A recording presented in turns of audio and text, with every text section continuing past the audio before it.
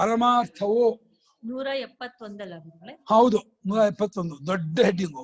ಪರಮಾರ್ಥವು ತರ್ಕಾತೀತವಾದ್ದರಿಂದ ಅದರಲ್ಲಿ ಐಕ್ಯವಾಗುವ ಅನುಭವವನ್ನು ತಂದುಕೊಳ್ಳುವುದೇ ಸರಿಯಾದ ಮಾರ್ಗವೆನ್ನುವವರ ಅಭಿಪ್ರಾಯದ ವಿಮರ್ಶೆ.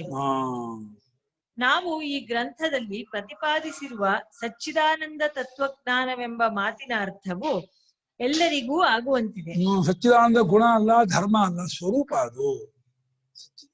ನಮ್ಮಲ್ಲಿ ಕೆಲವರು ಹೇಳುವಂತೆ ಪರಮಾರ್ಥದ ಜ್ಞಾನವೊಂದು, ಅದರ ಸಾಕ್ಷಾತ್ಕಾರವು ಮತ್ತೊಂದು ಎಂಬ ಸಲ್ಲದ ವಿಭಾಗವನ್ನು ನಾವು ಮಾಡಿರುವುದಿಲ್ಲ. ವೇದದಲ್ಲಿ ಹೇಳಿರುವ ಐಕ್ಯ ಜ್ಞಾನವನ್ನು ವಾಕ್ಯದಿಂದ ತಿಳಿದುಕೊಂಡ ಬಳಿಕ ಸಾಕ್ಷಾತ್ಕಾರಗೊಳಿಸಿಕೊಳ್ಳಬೇಕಾದದ್ದು ಅವಶ್ಯವೆಂದೂ ಅದಕ್ಕಾಗಿ ಯೋಗವನ್ನು ಅಭ್ಯಾಸ ಮಾಡಬೇಕೆಂದು ಹಿಂದಿನ ಕೆಲವರು ವಾದಿಗಳು ಹೇಳುತ್ತಿದ್ದರು. ಶಂಕರಾಚಾರ್ಯ ಕಾಲದಲ್ಲಿ ಈ ವಾದಿಗಳಿದ್ರು, ಯೋಗಾಭ್ಯಾಸ ಮಾಡಿ ಸಾಕ್ಷಾತ್ಕಾರ ಮಾಡ್ಕೋಬೇಕು.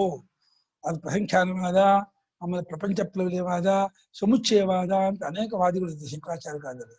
ಅಲ್ಲ, ವೇದಾಂತಿಗಳೇ ಅವರಲ್ಲ, ವೇದಾಂತಿಗಳಲ್ಲಿಯೇ ವೇದಾಂತ ಏಕದೇಶಿಗಳು. ಈಗಲೂ ಕೆಲವರು ಇದೇ ಅಭಿಪ್ರಾಯವುಳ್ಳವರಾಗಿ ಮುದ್ದುರಾಮಾಜಿಗಳು ಇದೇ ಅಭಿಪ್ರಾಯ. ಇವತ್ತಿಗೂ ಅವರು ಪರಮಾತ್ಮನ ಉಪಾಸನೆ ಮಾಡ್ಬೇಕು ಅಂತಾರೆ ಹೊರತು ಜ್ಞಾನ ತಿಳ್ಕೊಂಡ್ರೆ ಆಯ್ತು ಅವರನ್ನಲ್ಲ. ಅವರು ಪರಮಾರ್ಥವು ಒಣತರ್ಕಕ್ಕೆ ನಿಲುಕತಕ್ಕದ್ದಲ್ಲ. ಆದ್ದರಿಂದ ಸುಮ್ಮನೆ ಚರ್ಚೆ ಮಾಡುತ್ತಿರುವುದರಿಂದ ಯಾವ ಪ್ರಯೋಜನವೂ ಇಲ್ಲ. ನಮ್ಮಲ್ಲಿರುವ ಸಾಂಸಾರಿಕ ಪ್ರತ್ಯಯಗಳನ್ನು ನಡತೆಯನ್ನು ತಪ್ಪಿಸಿಕೊಂಡು ಉತ್ತಮವಾದ ಪರಮಾತ್ಮ ಭಾವನೆಯನ್ನು, ಅದಕ್ಕೆ ತಕ್ಕ ನಡತೆಯನ್ನು ಕೈಗೊಳ್ಳಬೇಕು. ಕೈಗೊಳ್ಳಬೇಕು. ಆ ಸಾಧನೆಯ ಬಲದಿಂದಲೇ ಪರಮಾರ್ಥ ಸಾಕ್ಷಾತ್ಕಾರವಾಗುವುದು ಎಂದು ಕೆಲವರು ಸಾಕ್ಷಾತ್ಕಾರ ಆಗ್ಬೇಕು ಅಂತ ಅವ್ರದ್ದು. ಅಕ್ಷಾನ ಇಂದ್ರಿಯ, ಇಂದ್ರಿಯಕ್ಕೆ ಗೋಚರವಾಗಿ ತೋರ್ಬೇಕು. ನನ್ನ ಸೂರ್ಯನಿಗೆ ತೋರ್ನಲ್ಲ, ನಾರಾಯಣ ಹಾಗೆ ತೋರ್ಕೊಳ್ಬೇಕು. ಜ್ಞಾನವು ಬರುವುದಕ್ಕೆ ಚಿತ್ತವು ಶುದ್ಧವಾಗಿರಬೇಕು. ಚಿತ್ತವು ಶುದ್ಧವಾಗಬೇಕಾದರೆ ಅಮಾನಿತ್ವಾದಿ ಸಾಧನಗಳು ಅತ್ಯಂತವಾಗಿ ಅವಶ್ಯವಾಗಿರುತ್ತವೆ. ಇದರಲ್ಲಿ ವಿಮತಿ ಇಲ್ಲ, ಇದನ್ನು ನಾವು ಒಪ್ತೀವಿ. ಈ ವಿಷಯದಲ್ಲಿ ಯಾರಿಗೂ ಭಿನ್ನಾಭಿಪ್ರಾಯವಿಲ್ಲ. ಆದರೆ ಆತ್ಮಜ್ಞಾನಕ್ಕಿಂತ ಬೇರೆಯಾಗಿ ಸಾಕ್ಷಾತ್ಕಾರವಾಗಬೇಕೆಂತಲೂ ಆ ಸಾಕ್ಷಾತ್ಕಾರವಾಗಬೇಕಾದರೆ ಯೋಗವು ಭಾವನೆಯೂ ಅವಶ್ಯವೆಂತಲೂ ಕೆಲವರು ಅಭಿಪ್ರಾಯ ಪಡುತ್ತಿದ್ದಾರೆ. ಇದು ಮಾತ್ರ ಎಂದಿಗೂ ಸರಿಯಾಗಲಾರದು. ಅಂದ್ರೆ ಬರೀ ಆತ್ಮನ್ನ ಅಹಂ ಬ್ರಹ್ಮಾತ್ಮಿ ತತ್ವಮಸಿ ಇತ್ಯಾದಿ ವಾಕ್ಯದಿಂದ ನನ್ನ ಜೀವನ ಒಂದ್ಸಲ ಕಂಡುಕೊಂಡ್ರೆ ಆಗೋದಿಲ್ಲ. ಶ್ರುತಿ ವಿಜ್ಞಾನ ಪ್ರಜ್ಞಾಂ ಕುರುವಿದ ಅಂತ ಹೇಳಿದ್ರೆ ಅಹಂ ಬ್ರಹ್ಮಾತ್ಮಿ ಅಹಂ ಬ್ರಹ್ಮಾತ್ಮಿ ಅಹಂ ಬ್ರಹ್ಮಾತ್ಮಿ ಅಂತ ಎಣ್ಣೆ ಓದ್ತಾ ಇರಬೇಕು. ಅನಾತ್ಮ ಪ್ರತ್ಯಯ ಬರದೇಹರಾಗಿ ನೋಡ್ಕೊಂಡು ಚೆನ್ನಾಗಿ ತಿಡಿ ತಿಡಿ ತಿಡಿ ತಿಡಿ ಆ ಮನಸ್ಸನ್ನ ಮನೋಲಯ ಮಾಡ್ಕೋಬೇಕು, ಮನೋ ನಾಶ ಮಾಡ್ಕೋಬೇಕು, ಪ್ರಪಂಚ ಪ್ರಬಲಯ ಮಾಡ್ಕೋಬೇಕು ಅಂತ ಏನೇನೇನೋ ಒಂದು ಸಾಧನೆ ವಿಷಯ ಹೇಳ್ತಾರೆ. ಯೋಗಾಭ್ಯಾಸ ಮಾಡ್ಕೊಂಡು ಅಸಂಪ್ರಜ್ಞಾತ ಸಮಾಧಿ ಹೋಗ್ಬೇಕು. ಅವಾಗಲ್ಲಿ ಅಪರೋಕ್ಷ ಜ್ಞಾನವಾಗತ್ತೆ ಅಂತ ಹೊಸ ಒಂದು ವಾದ. ಅದು ಅಲ್ಲ, ಅದು ಬ್ರಹ್ಮವಿತ್ತಾರ ಬ್ರಹ್ಮವಿತ್ತಮ ಅಂತ ಹೇಳ್ತಾರೆ. ಅವರಿಷ್ಟ ಅವರಿಗೆ ವರಿಷ್ಠ ಹೇಳ್ತಾರೆ ಅವರು. ಅವ್ರ ಪ್ರಕಾರ ಬ್ರಹ್ಮಜ್ಞಾನ ಶಾಸ್ತ್ರೋಕ್ತವಾದ ಬ್ರಹ್ಮಜ್ಞಾನ, ಪರೋಕ್ಷ ಬ್ರಹ್ಮಜ್ಞಾನ ಹೊರತು ಅನುಭವ ಪರ್ಯಂತವಾದ ಬ್ರಹ್ಮಜ್ಞಾನ ಅವನಿಗೆ ಗೊತ್ತಾಗಿಲ್ಲ. ಆಚಾರ್ಯ ಹೇಳುವಂತಹ ಬ್ರಹ್ಮಾವಗತಿ ಅಂದ್ರೆ ಈಗಲೇ ಇಲ್ಲಿಯೇ ತಾನು ದೇಹೇಂದ್ರಿಯ ಮನೋಬುದ್ಧಿಗಳೆಲ್ಲವನ್ನು ಬಾಧಿಸಿ ಇಲ್ಲವೇ ಇಲ್ಲ ಸ್ವಪ್ನದಿಂದ ಎಚ್ಚೆತ್ತಾಗಿಯೇ ಸ್ವರೂಪದಲ್ಲಿ ನೆಲೆ ನಿಂತು ಗೊತ್ತು ಮಾಡಿಕೊಳ್ಳುವ ಅನುಭವವನ್ನ ಬ್ರಹ್ಮಜ್ಞಾನ ಅಂತಾರೆ ಹೊರತು ಶಾಬ್ದಜ್ಞಾನ ಸಂಶಯಜ್ಞಾನ ಟ್ರಾನ್ಸ್ಲೇಟ್ ಮಾಡ್ಕೊಂಡು ಬ್ರಹ್ಮಜ್ಞಾನ ಶಂಕರಾಚಾರ್ಯ ಹೇಳಿಲ್ಲ. ಆ ರೀತಿ ಅರ್ಥ ಮಾಡ್ಕೊಂಡು ಅವರು ಹೀಗೂ ಮಾಡ್ಬೇಕು ಅಂತಾರೆ, ಕ್ರಿಯೆ ಮಾಡ್ಬೇಕು ಅಂತ.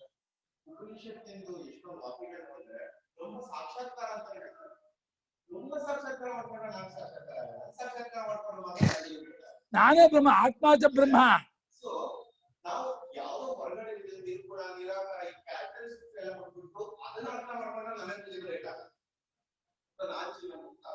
ನನ್ನನ್ನು ಅರ್ಥ ಮಾಡ್ಕೋಬೇಕು.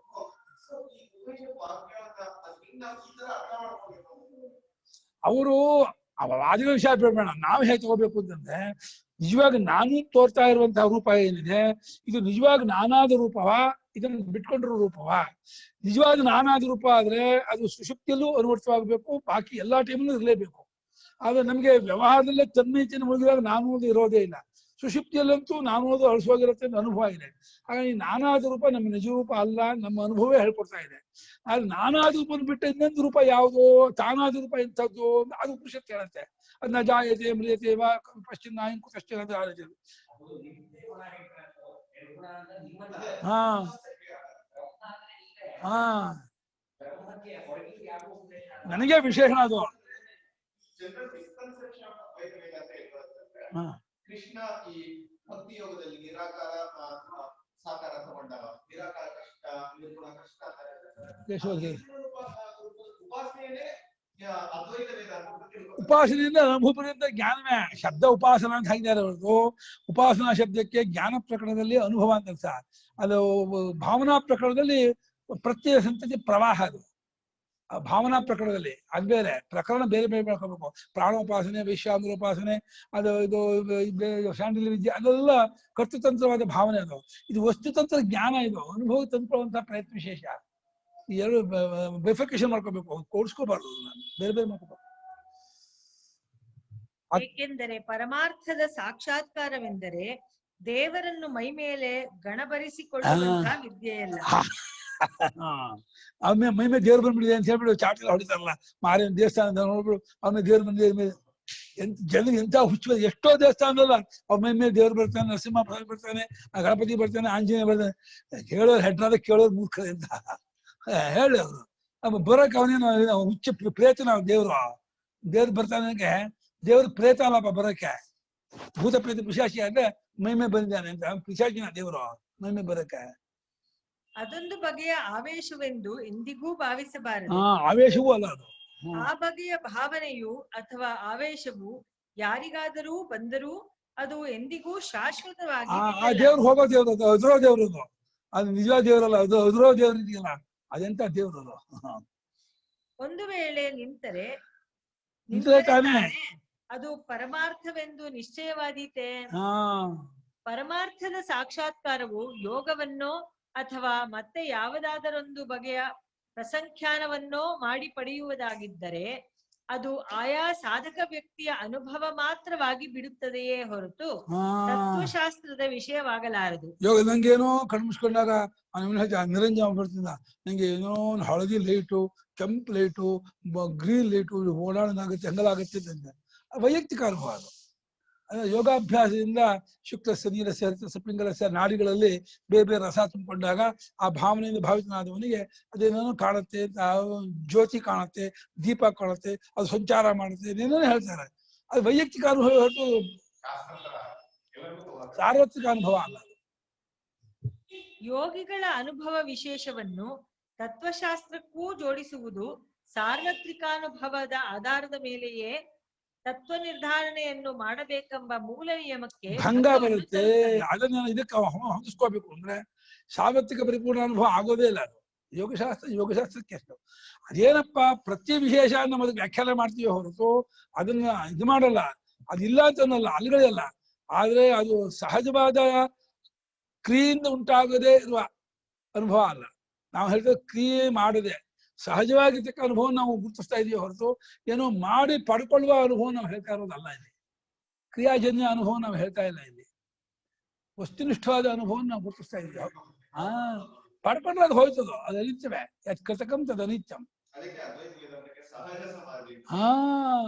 ಈ ಸಮಾಧಿಸ್ಥರ ಯಾವಾಗಲೂ ಅಸಮಾಧಿ ಅವಿದ್ಯೆಯಿಂದ ಅಸಮಾಧಿಸ್ಥರ ಹೊರತು ಸಮಾಧಿ ಆಗೋದೆಲ್ಲ ಆಗ್ಬೇಕಾಗಿಲ್ಲ. ಆಗೋದು ಅಂತ ಆಗಿದ್ದು ಹೋಗುತ್ತದು, ಆಗಿದ್ದಿಲ್ಲಲ್ಲ ಇರೋದು. ನಮ್ಮಗಳಲ್ಲಿ ಬಹುಮಂದಿಗೆ ಯೋಗದ ಅನುಭವವಿಲ್ಲ. ಹೀಗಿರುವಲ್ಲಿ ಯೋಗಿಗಳು ಕನಸುಗಳನ್ನೂ ಸೃಷ್ಟಿಸಿಕೊಳ್ಳಬಲ್ಲರು, ಮಾರ್ಪಡಿಸಿಕೊಳ್ಳಲೂ ಬಲ್ಲರು. ಅವರು ನಿದ್ರೆಯಲ್ಲಿ ಬಾಹ್ಯಜ್ಞಾನ ಸಹಿತರಾಗಿರುತ್ತಾರೆ. ಅವರಿಗೆ ಸತ್ತ ಮೇಲೆ ಸೃಷ್ಟಿಯಾಗುವ ಶರೀರದ ವಿಚಾರವು ತಿಳಿದಿರುತ್ತದೆ. ಅವರಿಗೆ ಭೂತ ಭವಿಷ್ಯತ್ ವರ್ತಮಾನದ ಸಂಗತಿಗಳು ವ್ಯವಹಿತವಾಗಿದ್ದರೂ ಪ್ರತ್ಯಕ್ಷವಾಗಿರುತ್ತವೆ ಎಂದು ಮುಂತಾಗಿ ಹೇಳುವುದು ತತ್ವ ಪರಿಶೀಲನೆಯಲ್ಲಿ ತಮಗಿರುವ ಯೋಗ್ಯತಾ ರಾಹಿತ್ಯವನ್ನು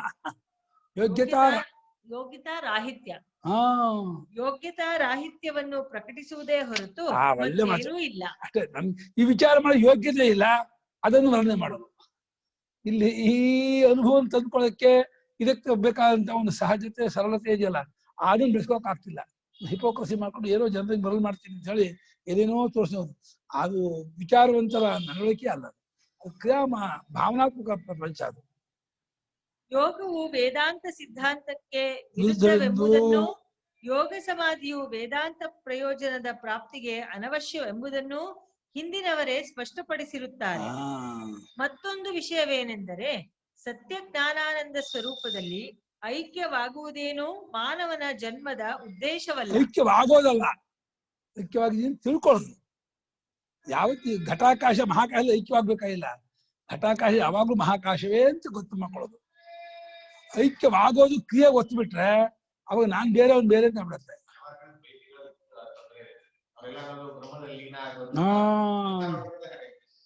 ಏನು ಮಾಡಕ ಆ ಶಬ್ದಕ್ಕೆ ಅರ್ಥ ಗೊತ್ತಾಗಿಲ್ಲ. ನಿಜವಾಗಿ ಮಾನವರೆಲ್ಲರೂ ಮಾನವರೇ ಏಕೆ ಸಕಲ ಪ್ರಾಣಿಗಳು ಜಡ ವಸ್ತುಗಳು ಕೂಡ ಸತ್ಯ ಜ್ಞಾನಾನಂದ ಸ್ವರೂಪರೇ ಆಗಿರುತ್ತಾರೆ. ಯಾವಾಗಲೂ ನೀವು ತಿಳ್ಕೊಳ್ಳೋ ಮುಂಚೆನೂ ಅಂಥವನೇ, ತಿಳ್ಕೊಂಡ ಮೇಲೆ ಆಗೋದಲ್ಲ. ಸರ್ವದಾ ಎಲ್ಲರೂ ಜರ ಮರಣ ನಿರ್ಮುಕ್ತ ಸರ್ವೇ ಧರ್ಮ ಸ್ವಭಾವತಃ ಜರ ಮರಣ ಮಿಚ್ಚಂತಹ ಶ್ಯಮಂತೆ ತನ್ಮನೀಗಳು. ನೀನು ಸಾಯ್ತೀನಿ ಸಾಯ್ತಾ ಇದೆಯಾ? ಸಾಯೋನಲ್ಲ, ಅಯ್ಯೋ ವಯಸ್ಸಾಯ್ತು ಸಾಯ್ತೀನಿ ಸಾಯ್ತಾ ಇದೆಯಾ? ಹುಟ್ಬಿಡಿ ಅನ್ಕೊಂಡು ಹುಟ್ಟಿದವನಾಗಿ ತೋರ್ತಾ ಇದೆಯಾ? ನೀನು ಹುಟ್ಟಿದವನು ಅಲ್ಲ ಸಾಯೋನು ಅಲ್ಲ, ಯಾಕೆ ಯೋಚನೆ ಬಿಡೋದನ್ನ ಅಂತ ಇದ್ದಾರೆ. ಆದರೆ ಹಾಗೆಂಬುದು ನಮಗೆ ತಿಳಿಯದೇ ಇರುವುದರಿಂದಲೇ ಸಂಸಾರದ ಅನರ್ಥವೆಲ್ಲವೂ ಆಗಿರುತ್ತದೆ.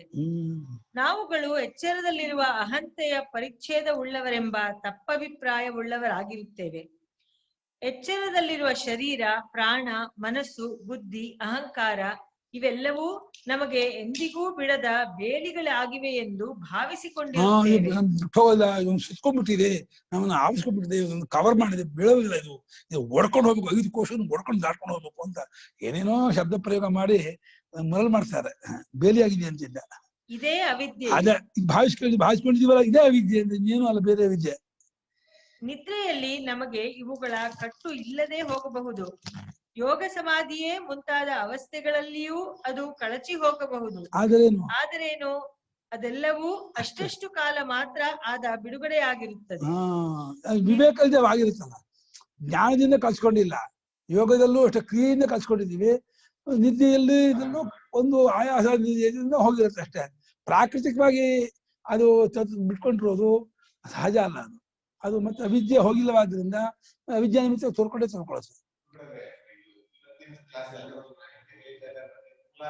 ಕೂಡಲೇ ನಮಗೆ ಎಂದಿನಂತೆ ಸಂಸಾರದ ಕೋಟಲೆಯು ತಪ್ಪದೆ ಕಾಣಿಸಿಕೊಳ್ಳುತ್ತದೆ.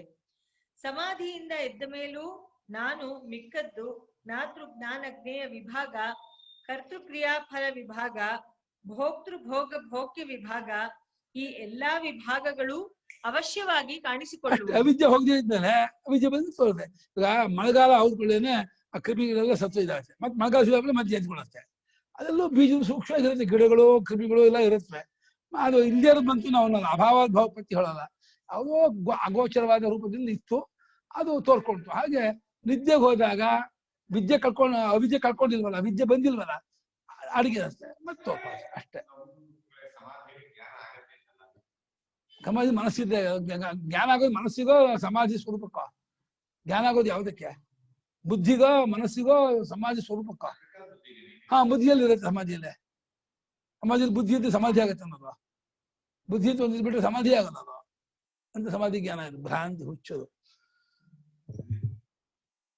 ನಮ್ಮಂತೆ ಗೊತ್ತಿಲ್ಲ ಜ್ಞಾನ ಅಂದ್ರೆ ಏನು ಗೊತ್ತಿಲ್ಲ, ಅದನ್ನ ಅಂತಾರೆ. ಅದು ಜ್ಞಾನ ಅಂದ್ರೆ ಅದೇನೋ ಒಂದು ಅನುಭವವೇ ಜ್ಞಾನ. ಜ್ಞಾನ ಅನ್ನೋದು ನಿಶ್ಚಯ ವೃತ್ತಿ ಹೆಸರು ಜ್ಞಾನ ಅನ್ನೋದು.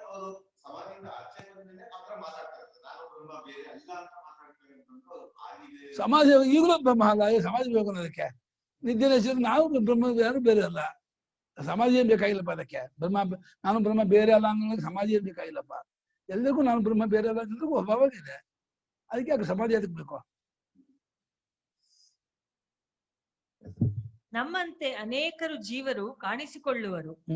ಈ ದೃಶ್ಯದಲ್ಲಿ ಸತ್ಯತ್ವ ಬುದ್ಧಿಯೂ ಮತ್ತೆ ತಲೆದೋರುವುದು. ಸಾಕ್ಷಾತ್ಕಾರ, ಯೋಗ ಸಮಾಧಿ ಮುಂತಾದವುಗಳ ನಿಜವಾದ ಬೆಲೆಯನ್ನು ಕಟ್ಟಬೇಕಾದರೆ ಯೋಗ ದರ್ಶನದ ವಿಸ್ತೀರ್ಣವಾದ ಸಮೀಕ್ಷೆಯು ಅವಶ್ಯವಾಗುವುದು.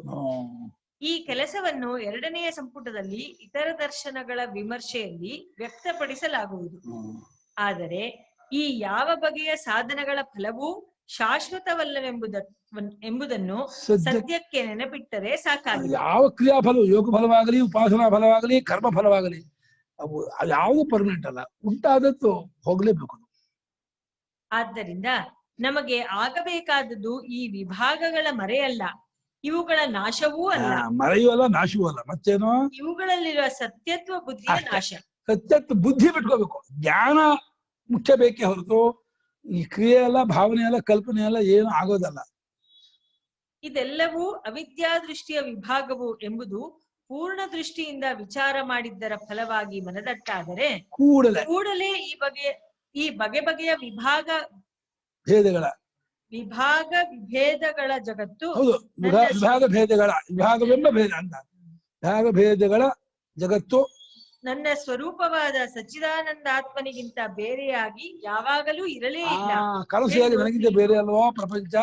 ಈ ಪ್ರಪಂಚವು ಯಾವಾಗಲೂ ನನಗಿಂತ ಬೇರೆ, ನನ್ನಲ್ಲೇ ಹುಟ್ಟಿ, ನನ್ನಲ್ಲೇ ತೋರಿ, ನನ್ನಲ್ಲೇ ಅಡ್ಗೋದ್ರೆ ನಾನೇ ಆಗಿದ್ದೀನಿ. ನಾನೇನು ನಾನು ಅನ್ಕೊಂಡು ನಾನಲ್ಲ, ನಾನು ನಿಜವಾಗ ಆಗಿಲ್ಲ. ನಾನು ಅನ್ಕೊಂಡು ನಾನು ಡೂಪ್ಲಿಕೇಟು, ತಪ್ಪಲಿಕ್ಕೆ ನಾನು ಬೇರೆ. ನಿಜವಾಗ ಸ್ವರೂಪದ ನಾನು ಜಗತ್ತಾಗಿ ತೋರ್ಸ್ತಾ ಇದ್ದೀನಿ ಎಂದು ತಿಳಿದು ಧನ್ಯರಾಗುವೆವು. ಆದ್ದರಿಂದ ಇಂಥ ಶಿವಶಂಕರ ಸಿದ್ಧಾಂತವನ್ನ, ಶಿವಶಂಕರ ಶಿವನ ಮಂಗಳ ಸ್ವರೂಪ, ಮಂಗಳಕರ ಅಂತ ಮಂಗಳತರ ಶಿವಶಂಕರ ಮಾಡ್ಕೊಳ್ಳೋದ, ಶಿವದಾತಿ ಶಿವಂಕರ ಇದೆಯಲ್ಲ, ಶಿವಶಂಕರ ಮಾಡಿಲ್ವಾ? ನಾ ಶಿವಶಂಕರ ಗೊತ್ತಾ ಇದ್ದೀನಿ. ಇದೆ ಅಮೃತ ಅದೇ ಸುಕೃತಿ ಪುಣ್ಯಮಾನ್ ಧನ್ಯೋ ಮಹೇಚ್ಛಸ್ತು ಮಹಾಧನ ಶಿವದಾತಿ ಶಿವಂಕರ ಅಂತ ಬರೋದು. ಶಿವಂ ಕರೋತಿ ಶಿವಂಕರ, ಮಂಗಳವನ್ನು ಉಂಟು ಮಾಡುವುದು ಅಂತ. ಆದ್ದರಿಂದ ಇಂಥ ಶಿವಂಕರ ಸಿದ್ಧಾಂತವನ್ನು ತಿಳಿಸುವ ಅವಸ್ಥಾತ್ರಯ ಪ್ರಕ್ರಿಯೆಯನ್ನು ಮಾತ್ರ ನಾವು ಇಲ್ಲಿ ವಿವರಿಸಿರುತ್ತೇವೆ. ಪರಮಾರ್ಥ ಜ್ಞಾನದ ಪ್ರಯೋಜನ. ದರ್ಶನಗಳ ವಿವಾದವೂ ವಿರೋಧವೂ ಕಡೆಗಾಣುವುದು. ವೇದಾಂತ ಜ್ಞಾನದಿಂದಾಗುವ ಪ್ರಯೋಜನವೇನು ಎಂದು ಯಾರಾದರೂ ಕೇಳಬಹುದು. ಮೊದಲನೆಯದಾಗಿ ಪರಮಾರ್ಥ ಶಾಸ್ತ್ರವು ನಿಸ್ಸಂದಿಗ್ಧವಾಗಿ ಸಿದ್ಧಾಂತವಾಗುತ್ತದೆ. ವೇದಾಂತ ದರ್ಶನ ಆಗುವ ಪ್ರಯೋಜನ ಅಂದ್ರೆ ಪರಮಾರ್ಥ ಶಾಸ್ತ್ರ ಅಂತ ಒಂದಿದೆ, ಆ ನಿಸ್ಸಂದಿಗ್ಧವಾಗಿ ಕೊನೆಯಿರೋದು ವೇದಾಂತ ಶಾಸ್ತ್ರ ಇದೆ. ಎಲ್ಲಾದ್ರೂ ಇನ್ನೊಂದು ಚುಕ್ಕಿ ಒಂದು ಕ್ವಶನ್ ಮಾರ್ಕ್ ಇದ್ದೇ ಇರುತ್ತೆ. ವೇದಾಂತದಲ್ಲಿ ಎಲ್ಲ ಬಾಧೆಯಾಗಿ ಪರಮಾರ್ಥ ಒಂದೇ ಉಳಿಯೋದ್ರಿಂದ ನಿಸ್ಸಂದಿಗ್ಧವಾಗಿ ಸಿದ್ಧಾಂತ ಮಾಡ್ಬಿಡುತ್ತೆ ವೇದಾಂತದಿಂದ. ಒಂದು. ಎರಡನೇದು, ದರ್ಶನದಲ್ಲಿ ಅನುಸರಿಸಿರುವ ದೃಷ್ಟಿಯು ಮೂರವಸ್ಥೆಗಳನ್ನು ವಿಚಾರಕ್ಕೆ ತೆಗೆದುಕೊಂಡಿರುವುದರಿಂದಲೂ ಈ ಮೂರರಲ್ಲಿಯೇ ವಾದಿಗಳು ಕಲ್ಪಿಸಬಹುದಾದ ಪದಾರ್ಥಗಳೆಲ್ಲವೂ ಅಡಕವಾಗಿರುವುದರಿಂದಲೂ ಇಂಥ ಪದಾರ್ಥದ ತತ್ವವನ್ನು ವಿಚಾರಿಸಲಿಲ್ಲವೆಂಬ ಅಸಂಪೂರ್ಣತೆಯ ದೋಷಕ್ಕೆ ನಾವು ಹೊಣೆಯಾಗುವಂತಿಲ್ಲ. ಮೂರವಸ್ಥೆ ಎಲ್ಲ ಮುಗಿದೋಯ್ತು. ಎಲ್ಲಾ ಅವಸ್ಥೆಯು, ಎಲ್ಲಾ ವಾದಿಗಳು, ಎಲ್ಲಾ ಇದು ಮೂರವಸ್ಥೆಗೆ ಸರಿಹೋಯ್ತು. ಇನ್ನು ಮಾಡ್ಲಿಲ್ಲ ಅನ್ನೋದು ಉಳಿಯೋದೇ ಇಲ್ಲ, ಎಲ್ಲ ಸರಿಹೋಗ್ಬಿಡುತ್ತೆ. ಎರಡು. ಮೂರನೇದು, ಎಚ್ಚರದ ತರ್ಕದ ದೃಷ್ಟಿಯಿಂದ ವಿಚಾರ ಮಾಡಬಹುದಾದ ವಾದಗಳಲ್ಲೆಲ್ಲ ಅಪೂರ್ಣ ದೋಷವಿರುವುದೆಂದು ನಾವು ತೋರಿಸಿಕೊಟ್ಟಿರುವುದರಿಂದ ನಿಲುಗಡೆ ಇಲ್ಲದ ಒಣತರ್ಕಕ್ಕೆ ಅಡ್ಡಬೇಲೆಯನ್ನು ಹಾಕಿದಂತೆ ಆಗಿಬಿಡುತ್ತದೆ. ದೇಶ ಕಾಲಗಳು ಅವಸ್ಥೆಯಲ್ಲಿಯೇ ಸೇರಿರುವುದರಿಂದ ಅವಸ್ಥಾತ್ರಯ ವಿಚಾರವು ಎಂದಾದರೂ ಬಾಧಿತವಾದೀತೇನೋ ಎಂಬ ಶಂಕೆಗೆ ಅವಕಾಶವಿರುವುದಿಲ್ಲ. ಎಂದಾದರೂ ಕಾಲವು ಅವಸ್ಥೆ ಒಳಗಿದೆ, ದೇಶಕಾಲ ಅವಸ್ಥೆ ಒಳಗಿದ್ರಿಂದ ಅವಸ್ಥಾತೀತವಾದ ಅನುಭವಕ್ಕೆ ಮತ್ತೆ ಎಂದಾದ್ರೂ ಪ್ರಶ್ನೆ ಬರಲ್ಲ. ಎಂದು ಯಾವಾಗ ಎಲ್ಲಿ ದೇಶ ಆಗಲಿ ಕಾಲ ಆಗಲಿ ಬರೋದೇ ಇಲ್ಲ. ಕಾಲ ದೇಶ ಅವಸ್ಥೆ ಒಳಗಿದ್ದು ಅವಸ್ಥೆಯನ್ನೇ ಬಾಧೆ ಮಾಡ್ಬಿಡ್ತಾನೆ. ಮತ್ತೆ ಇನ್ನೆಂದಾದ್ರೂ ಒಂದು ಪ್ರಶ್ನೆ ಬರಲ್ಲ ಅಲ್ಲಿ. ಯಾಕೆ? ಎಂದಾದ್ರೂ ಕಾಲ ಇಲ್ಲ ಅಲ್ಲ, ನಾನು ಇನ್ನು ಮುಗಿತು ಕಾಲಾತೀತವಾದ ಅನುಭವದಲ್ಲಿ ಅಷ್ಟೇ ಅವಸ್ಥೆ ಒಳಗೆ ಬರೋದು. ಅವಸ್ಥೆಯನ್ನೇ ಬಾಧೆ ಮಾಡ್ಬಿಟ್ಟ ಆದ್ಮೇಲೆ ಇನ್ನು ಅವಸ್ಥೆಯನ್ನು ಬಾಧೆ ಮಾಡಿದಂತಹ ಅನುಭವ ಅದು ಯಾವತ್ತಲ್ಲಿ ಬಾಧೆ ಆಗುತ್ತಾ ಅಂತ ಪ್ರಶ್ನೆ ಬರೋಲ್ಲ. ಕಾಲ ಅವಸ್ಥೆ ಒಳಗೆ ಒಂದು ಪಾಠ. ಆದ್ದರಿಂದ ಈ ದರ್ಶನದ ಕಟ್ಟಕಡೆಯ ಸಿದ್ಧಾಂತದ ವಿಷಯಕ್ಕೆ ಯಾವ ಸಂಶಯವೂ ಉಳಿಯುವಂತಿಲ್ಲ.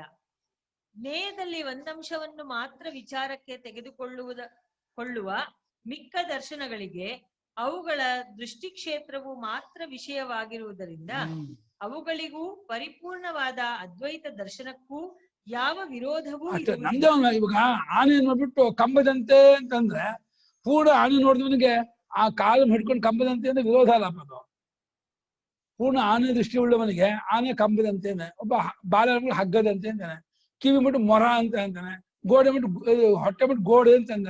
ಅಲ್ಲ ಜಾತ್ಯಂಧ ಗಜ ದೃಷ್ಟಿಯವ ಕೋಟಿಶ ಪರಿಕಲ್ಪತೆ ಅಂತ. ಕೋಟಿಶಃ ಭಾಗಶಃ. ಹುಟ್ಕುರುಡ್ರು ಆನೆಯನ್ನ ಒಂದೊಂದು ಭಾಗ ನೋಡಿ ಏನೊಂದು ಸ್ವಲ್ಪ ಕಲ್ಪನೆ ಮಾಡಿದ್ರೆ ಪೂರ್ಣ ಆನೆ ನೋಡಿದ ಮನೆಗೆ ಅದು ವಿರುದ್ಧ ಅಲ್ಲಪ್ಪ, ಅವ್ನು ಒಂದೊಂದು ಕಲ್ಪನೆ ಪೂರ್ಣದಲ್ಲಿ ಇದು ಏಕದೇಶ ಆಯ್ತು ಅಷ್ಟೇ. ಆದ್ದರಿಂದ ಈ ದರ್ಶನವು ವಿವಾದಕ್ಕೆಡೆ ಇಲ್ಲದ್ದು, ವಿರೋಧಕ್ಕೆಡೆ ಇಲ್ಲದ್ದು. ಅವಿವಾದಂ ನಿಬೋಧತ ವಿವದಾಮೋ ನತೈಸ್ಸಾರ್ಧಂ ಅವಿವಾದಂ ನಿಬೋಧತ ಗೌಡಪಾದ ಎಂದು ಶ್ರೀ ಗೌಡಪಾದರು ಹೇಳಿರುವುದು ಯಥಾರ್ಥವಾಗಿರುತ್ತದೆ. ಅಂತೂ ಹೀಗೆ ಪರಮಾರ್ಥ ದರ್ಶನವು ನಿಲುಗಡೆಗೆ ಬರುವುದೆಂಬುದೇ ಈ ಜ್ಞಾನದ ಮೊದಲನೆಯ ಪ್ರಯೋಜನ. ಜ್ಞಾನಿಗೆ ಆಗುವ ಫಲಗಳು ಮತ್ತು ಜ್ಞಾನಿಯಿಂದ ಲೋಕಕ್ಕೆ ಆಗುವ ಪ್ರಯೋಜನ. ಜ್ಞಾನಿಗೆ ಆಗೋದು, ಜ್ಞಾನಿಯಿಂದ ಲೋಕಕ್ಕೆ ಆಗೋದು ಏನೋ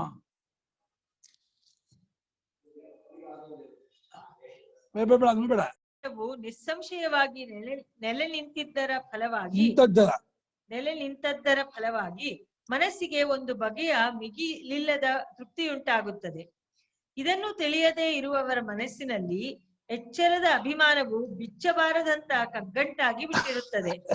ಈ ರಹಸ್ಯ ಎಚ್ಚರ ಅಭಿಮಾನ ಕಗ್ಗಟ್ಟು ಏನ್ ಮಾಡೋದು, ಒಂದು ಬಸವಕ್ಷ ಒದ್ದಾಡ್ತಾ ಇದಲ್ಲ ಕೆಲಸವು ಎಚ್ಚರದ ಒಂದೇ ಕಣ್ರಿ. ಎಚ್ಚರ ಅಲ್ಲಿ ಭಯ ಎಚ್ಚರಿಕೆ ನೋಡ್ತಿ ಆಗತ್ತಲ್ಲ, ಒಂದೇ ಪ್ರಮಾಸ ಆಗ್ಬೇಕಲ್ಲ, ಇಬ್ಬರು ಪ್ರಮಾಸ ಹೆಂಗಾಗಕ್ಕೆ ಸಾಧ್ಯ? ಒದ್ದಾಡ್ತಾರೆ ಪಾಪ ಅವರು.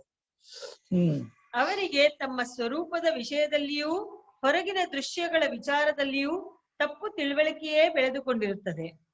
ನಾವು ಕರ್ತೃ ಭೋಕ್ತೃ ಸ್ವಭಾವದವರು.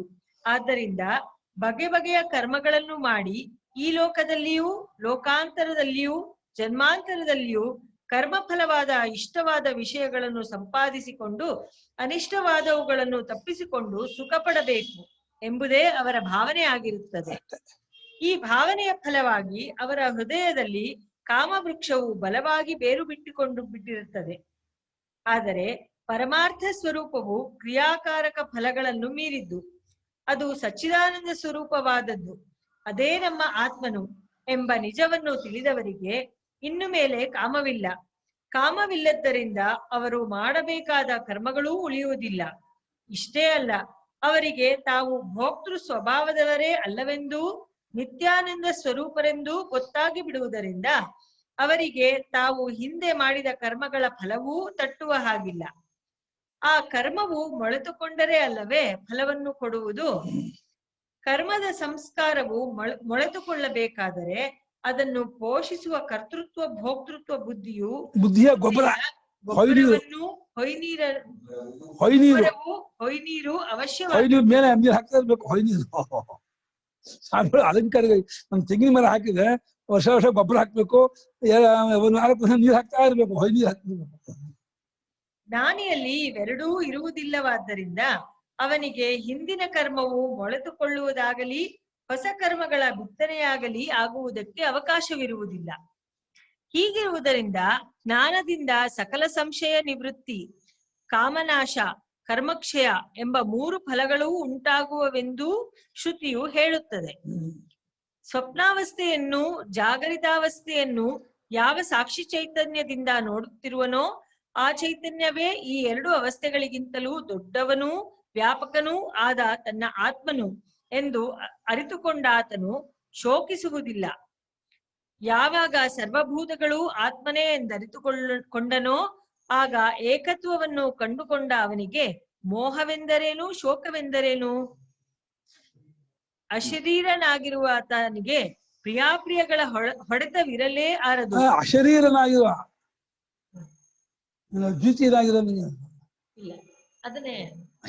ಅಶರೀರನಾಗಿರುವ ಆತನಿಗೆ ಪ್ರಿಯಾಪ್ರಿಯಗಳ ಹೊಡೆತವಿರಲೇ ಆರದು ಎಂಬುದೇ ಮುಂತಾದ ಶ್ರುತಿಗಳೂ ಅಜ್ಞಾನದಿಂದ ಬಿಡುಗಡೆಯಾದವನಿಗಾಗುವ ಮಹಾಫಲವನ್ನು ಹಾಡಿ ಹೊಗಳುತ್ತವೆ.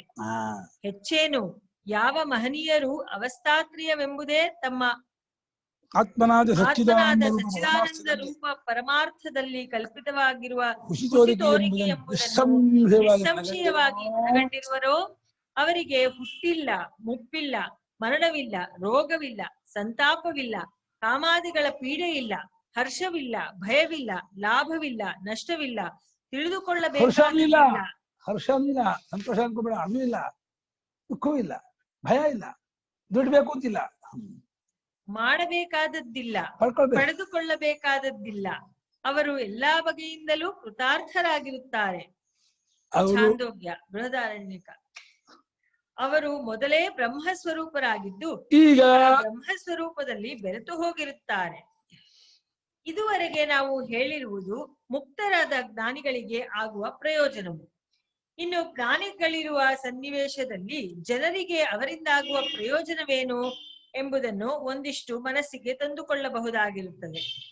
ಜ್ಞಾನಿಗಳು ಎಲ್ಲಾ ಬಗೆಯಿಂದಲೂ ಕೃತಕೃತ್ಯರಾಗಿದ್ದರೂ ರಾಬೇಡ ಆಗಿದ್ದರು ಸೋಮಾರಿಗಳಾಗಿರುವುದಿಲ್ಲ. ತಮಗಾಗಿ ಯಾವುದೊಂದು ಕೆಲಸವನ್ನೂ ಮಾಡಿಕೊಳ್ಳಬೇಕಾದದ್ದು ಇಲ್ಲದಿದ್ದರೂ ಲೋಕಸಂಗ್ರಹಕ್ಕಾಗಿ ಅಸಂಗದಿಂದ ಕೆಲಸವನ್ನು ಮಾಡುತ್ತಾ ಮಿಕ್ಕ ಜನರನ್ನು ಅವರವರ ಕರ್ತವ್ಯದಲ್ಲಿ ತೊಡಗಿಸುತ್ತಿರುವರು. ಅವರು ಕೆಲಸ ಮಾಡಿ ಯಾರು ಮಾಡಲ್ಲ, ಯಾರಿಗೂ ಕೆಲಸ ಮಾಡಲ್ಲ. ಅವ್ರಿಗೆ ದೇಹಾಭಿಮಾನ ಇಲ್ಲ, ಸೋಮಾರ್ಜನ ಇಲ್ಲ, ಕಲ್ಯಾಣ ಕುಡಿಸ್ಬಿಡ್ತಾರೆ. ಅವ್ರ ಕೆಟ್ಟ ಹಿಡ್ಬಿಟ್ರೆ ಬೇಗ ಸಂಜೆ ಕೆಲಸ ಮಾಡಿಸ್ಬಿಡ್ತಾರೆ, ಸಾಯಿಸ್ಬಿಡ್ತಾರೆ. ಅಲ್ಲ, ಮಾಡುವ ಕಡೆಯಿಂದ ಅವ್ರ ಕಡೆಯಿಂದ ಇರೋದು, ಅವ್ರ ಕಡೆಯಿಂದ ಹೇಳ್ತಾ ಇರೋದಿಲ್ಲ. ನಾವು ಸ್ವಾಮಿಗಳು ಗ್ರಂಥ ಬರೆದ್ರು, ಪ್ರವಚನ ಮಾಡಿದ್ರು ನಮ್ ಕಡೆಯಿಂದ. ಅವ್ರ ಕಡೆಯಿಂದ ಅವ್ರು ಮಾಡೇ ಇಲ್ಲ, ಅವ್ರ ಲೋಕನೂ ಇಲ್ಲ, ಏನೂ ಇಲ್ಲ. ಅವ್ರ ಕಡೆಯಿಂದ ಅವ್ರ ಅನುಭವ ಅಲ್ಲ ಇದು, ಜನರ ಕಡೆಯಿಂದ ಹೇಳ್ತಾ ಇರೋ ಮಾತು ಇದು. ಅವ್ರ ಅನುಭವ ಕಡೆಯಿಂದ ಅಲ್ಲೇ ಇಲ್ಲ. ದೃಷ್ಟಿಕೋನ ಬೇರೆ. ಅವರು ಯಾವ ಕೆಲಸವನ್ನು ಮಾಡುತ್ತಿದ್ದರೂ ತಮ್ಮ ಅಕರ್ತೃತ್ವ ಬುದ್ಧಿಯನ್ನು ಕಳೆದುಕೊಳ್ಳುವ ಸಂಭವವಿರುವುದಿಲ್ಲ. ಅಕರ್ತೃತ್ವ ಬುದ್ಧಿ ಹೋಗೇ ಇಲ್ಲ, ಮಾಡೋನಲ್ಲ ಅಂತ ಇದ್ದೇ ಇರುತ್ತೆ ಅವರಿಗೆ. ಕ್ರಿಯಾಕಾರಕ ಫಲವೆಲ್ಲವೂ ಅವರ ಕಣ್ಣಿಗೆ ಕೂಟಸ್ಥವಾದ ಸಚ್ಚಿದಾನಂದ ಬ್ರಹ್ಮವೇ ಆಗಿರುತ್ತದೆ. ಆದ್ದರಿಂದ ಆಯಾ ಕೆಲಸಗಳನ್ನು ಮಾಡುವಾಗಲೂ ತಾವು ಅಕರ್ತೃ ಸ್ವರೂಪರೇ ಎಂಬ ನಿಶ್ಚಯವು ಅವರಲ್ಲಿರುತ್ತದೆ. ಅವರಿಗೆ ಉಚ್ಚ ನೀಚವೆಂಬ ತಾರತಮ್ಯವಿಲ್ಲದೆ ಎಲ್ಲೆಲ್ಲಿಯೂ ಸರ್ವಸಮವಾದ ಬ್ರಹ್ಮಬುದ್ಧಿಯೇ ಇರುತ್ತಿರುವುದರಿಂದ ಶತ್ರು ಮಿತ್ರಾದಿ ಭಾವವಿಲ್ಲದೆ ಎಲ್ಲೆಲ್ಲಿಯೂ ಸಮಭಾವವೇ ಅವರಿಗಿರುತ್ತದೆ. ಗೀತೆಯಲ್ಲಿ ಹೇಳಿರುವ ಅದ್ವೇಷ್ಟೃತ್ವಾದಿ ಗುಣಗಳೂ ಅಮಾನಿತ್ವಾದಿ ಗುಣಗಳೂ ಅವರಲ್ಲಿ ಅಪ್ರಯತ್ನವಾಗಿ ನಿತ್ಯ ಸಿದ್ಧವಾಗಿರುವುದರಿಂದ ಅಧ್ಯಾತ್ಮ ಸಾಧನೆಯನ್ನು ಮಾಡಬೇಕೆಂಬ ಜನರಿಗೆ ಅವರು ಆದರ್ಶ ಪ್ರಾಯರಾಗಿರುತ್ತಾರೆ. ಮುಮುಕ್ಷುಗಳಲ್ಲದ ಸಾಮಾನ್ಯರು ಕೂಡ ಅವರ ಅರ್ಚನೆಯಿಂದಲೇ ತಮ್ಮ ಇಷ್ಟಾರ್ಥಗಳನ್ನು ಪಡೆಯುತ್ತಾರೆ. ಏಕೆಂದರೆ ಅವರು ಪರಮಾತ್ಮ ತಾದಾತ್ಮ್ಯವನ್ನು ಹೊಂದಿಬಿಟ್ಟಿರುವುದರಿಂದ ಅವರ ಸಂಕಲ್ಪವೇ ಈಶ್ವರನ ಸಂಕಲ್ಪವಾಗಿರುತ್ತದೆ. ಅವರ ಆಶೀರ್ವಾದವೇ ಈಶ್ವರನ ಆಶೀರ್ವಾದವಾಗಿರುತ್ತದೆ. ಅವನ ಆಶೀರ್ವಾದ ಜ್ಞಾನ. ಎಂ ಲೋಕಂ ಮನಸಾ ಸಂವಿಭಾತಿ ವಿಶುದ್ಧ ಸತ್ವಃ ಕಾಮಯತೆ ಆಂಶ್ಚ ಕಾಮಾನ್ ತಂತಲ್ಲೋಕಂ ಜಯತೆ ತಾಂಶ್ಚ ಕಾಮಾನ್ ತಸ್ಮಾದಾತ್ಮಜ್ಞಂ ಖ್ಯಾತೆ. ಮುಚ್ಕವ